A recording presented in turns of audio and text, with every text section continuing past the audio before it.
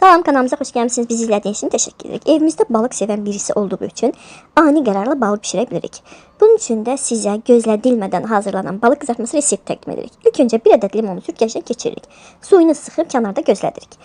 Onu da demək istəyirəm ki, biz balığı qızardan zaman heç bir əlavə undan və yaxud da digər hər hansı bir ədviyyatdan istifadə etmədik. Və görəcəksiniz ki, balıq necə qəşəng lay-lay bişir və dağılmır.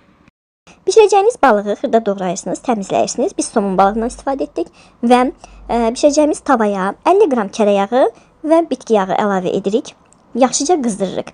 Qızdıqdan sonra balıqlarımızın suyunu salfetka ilə quruduyub yağın içərisinə qoyuruq.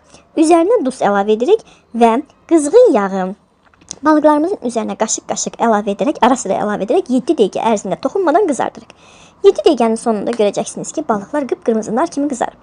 Daha sonra onların digər üzünü çeviririk. Çevirdikdən sonra üzərinə yenidən azcana duz və rəndələnmiş limon qabığını əlavə edirik.